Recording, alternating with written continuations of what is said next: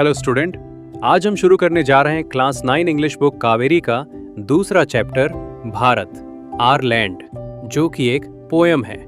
तो चलिए बिना टाइम वेस्ट करे शुरू करते हैं इस पोयम की line by line explanation. The mighty Himavant is ours, there is no equal anywhere on earth. The generous Ganga is ours, which other river can match her grace? The sacred Upanishads are ours. What scriptures least to name with them? This sunny golden land is ours. She is peerless. Let's praise her. इस stanza में कवि भारत की प्राकृतिक और सांस्कृतिक विशेषताओं की प्रशंसा करता है। वो कहता है कि हिमवंत, जो कि हिमालय का ही दूसरा नाम है, बहुत शक्तिशाली है और पूरी दुनिया में उसका कोई मुकाबला नहीं है। गंगा नदी, जो बहुत पवित्र और दयालु है, उसकी महिमा की किसी और नदी से तुलना नहीं की जा सकती।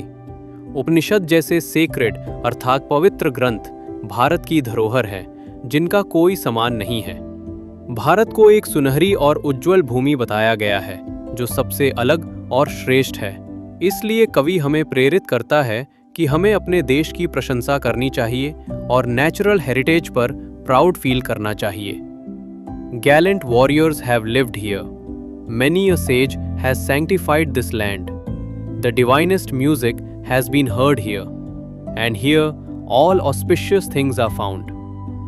इस स्टैंजा में कवि भारत के महान लोगों और उसकी विशेषताओं के बारे में बताता है। वो कहता है कि यहाँ गैलेंट अर्थात बहादुर योद्धा रहे हैं, जिन्होंने अपनी परवाह किए बिना इस देश की रक्षा की। यहाँ अनेक महान संत और ऋषि मुनियों ने जन्म लिया और अपने ज्ञान और तपस्या से इस भारत भूमि को सैंक्टिफाइड अर्थात पवित्र बनाया है। भारत में डिवाइनेस्ट अर्थात दिव्य संगीत का विकास हुआ है और यहाँ हर प्रकार की ऑस्पिशियस अर्थात शुभ और अच्छी चीजें पाई जाती हैं। इससे ये स्पष्ट होता है कि भारत संस्कृति और परंपराओं से समृद्ध देश है। Here Brahma, knowledge has taken root, and the Buddha preached his Dhamma here. Of hoary antiquity is Bharat. She is peerless. Let's praise her. Poem के थर्ड और लास्ट स्टैंजा में भारत की ज्ञान और आध्यात्मिक परंपरा को दर्शाया गया है।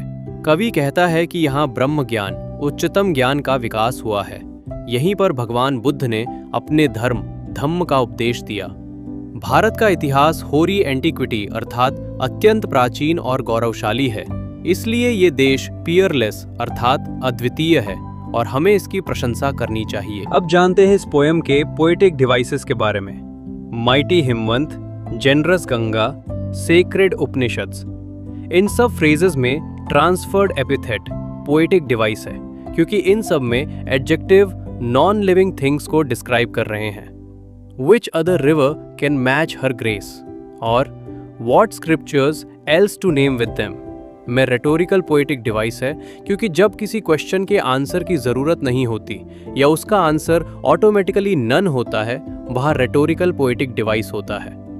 अगला पोएटिक डिवाइस पर्सोनिफिकेशन है, क्योंकि इस पोएम में गंगा और लैंड के लिए शी और जनरस जैसे वर्ड्स का यूज़ किया गया है। इसके अलावा पोएम में इमेजरी का भी यूज किया गया है। तो ये थी पोएम भारत आर लैंड की फुल एक्सप्लेनेशन हिंदी में। इंग्लिश को इसी तरह इजी वे में समझने के लिए देखते रहिए Amit affection. Learn English with ease.